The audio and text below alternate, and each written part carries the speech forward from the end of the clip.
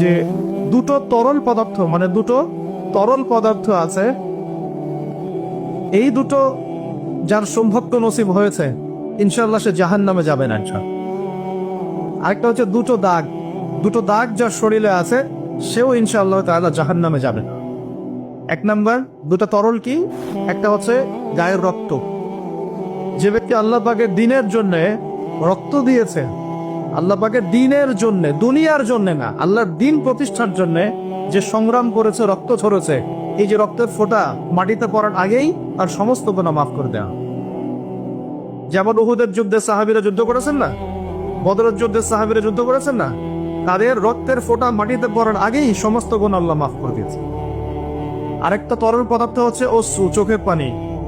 এই চোখের পানি যে ব্যক্তি আল্লাহকে স্মরণ করে গোপনে, নীরবে, নিভৃতে আল্লাহকে স্মরণ করে কান্নাকাটি করে চোখ দিয়ে পানি ছড়াতে পেরেছেন, ইনশাআল্লাহ ওই চোখ জাহান্নামের আগুন দেখবেন। খুশি হন নাই? এখন যুব সমাজ কি আল্লাহর জন্য কাঁদে না গার্লফ্রেন্ডের জন্য কাঁদে? হ্যাঁ, গার্লফ্রেন্ডের জন্যই কাঁদে। এখন যুব সমাজ গার্লফ্রেন্ডের স্মরণে কাঁদে, আল্লাহর স্মরণে খুব কমই কাঁদে। আর সেই গার্লফ্রেন্ড তো আপনার সাথে কবরে যাবে নাকি? যাবে? শোনেন, আপনারা সবাই ইয়াং, একটা অভিজ্ঞতা শেয়ার করি। অভিজ্ঞতা ফিলোসফি যেটাই বলেন, যে আমরা অল্প বয়সে শিখেছি, আল্লাহ শিখিয়েছেন আলহামদুলিল্লাহ। দুনিয়াটা হচ্ছে একটা অনিশ্চিত জায়গা। এক নম্বর কথা হচ্ছে দুনিয়াটা কি অনিশ্চিত জায়গা। এখানে কোনো কিছু নিশ্চিত না এবং কোনো কিছু স্থায়ীও না। এখানকার সুখও স্থায়ী না, এখানকার দুঃখও স্থায়ী না। এখানে আপনি সুখে আছেন, এই সুখ চিরদিন থাকবে না, মাথায় নিয়ে নেবেন। এখন খুব সুখে আছে আলহামদুলিল্লাহ, কিন্তু এই সুখ কিন্তু চিরস্থায়ী হবে না, মাথায় নিতে হবে। এখন খুব কষ্টে আছেন, এই কষ্টও চিরস্থায়ী হবে না, সুখ আসবে এরপরে। এখন সুস্থ আছেন, এই সুস্থতা চিরস্থায়ী হবে না, অসুস্থ হবেন।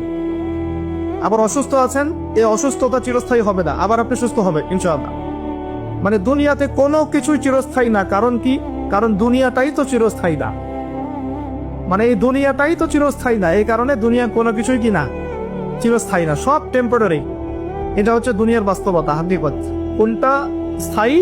ওয়াল আখিরাতু খায়রু ওয়া আবকা। আখিরাত হচ্ছে চিরস্থায়ী এবং উত্তম, এটা স্থায়ী। এখানে যে খারাপ আমল নিয়ে যাবে, অনন্তকাল ওই খারাপ আমলের ফল তাকে ভোগ করতে হবে। ওখানে যে সৎ আমল নিয়ে যাবে, ঈমান নিয়ে যাবে, অনন্তকাল সে সুখ এবং স্বাচ্ছন্দ্যে থাকবে।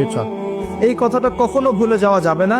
দুনিয়া একটা ক্ষণস্থায়ী জায়গা, টেম্পোরারি জায়গা, এখানকার কোনো কিছুই স্থায়ী না। এক। দুই, এই দুনিয়ার জীবনটা জেলখানা। এটা কি? এটা আমার কথা না, নবী সাল্লাল্লাহু আলাইহি ওয়াসাল্লাম বলেছেন, আদ-দুনিয়া সিজনুল লিল মুমিন। দুনিয়া হচ্ছে মুমিনদের জন্য কারাগার। কারাগার চেনেন? জেলখানা চেনেন? জেলখানার ভিতরে যখন আসামিদেরকে ঢোকানো হয়, তখন কি তাদের ইচ্ছার কোনো স্বাধীনতা থাকে? সে কি চাইলেই বের হতে পারবে? ওখানে বসে যা ইচ্ছা তাই করতে পারবে? পারবে না। আল্লাহর নবী বলছেন, এই দুনিয়ার জীবনটা তোমাদের সবার জন্য হচ্ছে জেলখানা। আমরা মানে মুমিনদের জন্য। আর যারা কাফের, আল কাফেরদের জন্য আর দুনিয়া সিজনুল লিল মুমিন ওয়াল জান্নাতু লিল কাফির। কাফেরদের জন্য দুনিয়া হচ্ছে জান্নাত। জান্নাত মানে যেখানে যা ইচ্ছা তাই করা যায়, তাই না? জান্নাতে আমরা যা ইচ্ছা তাই করতে পারবো ইনশাআল্লাহ। এখানে কোনো রকমের বাধা ধরা নিয়ম থাকবে না। সবাই আমরা আল্লাহর দিদার লাভ করবো ইনশাআল্লাহ, আল্লাহর নিয়ামত ভোগ করবো। আপনি যা চান তাই দিবেন, দেওয়া হবে ইনশাআল্লাহ। এই হলো জান্নাত। তো এই দুনিয়ার জীবনটা মুমিনদের জন্য কারাগার আর কাফেরদের জন্য জান্নাত। তাহলে বুঝলাম দুনিয়া ক্ষণস্থায়ী, এটা স্থায়ী না। এটাও বুঝলাম দুনিয়ার জীবনটা কারাগারের জীবন, যেখানে আমরা নিজের মন গড়া আমল করতে পারবো না, নিজের ইচ্ছার কোনো স্বাধীনতা নাই। এখানে আমরা দুনিয়াতে আমাদের ইচ্ছার কোনো স্বাধীনতা নাই। আল্লাহ পাকের ইচ্ছার অধীনে আমরা পরাধীন।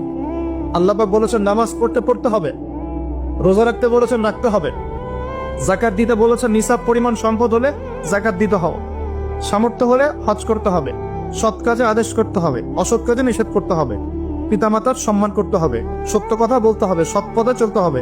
এগুলো আল্লাহ পাক বলেছেন করতেই হবে।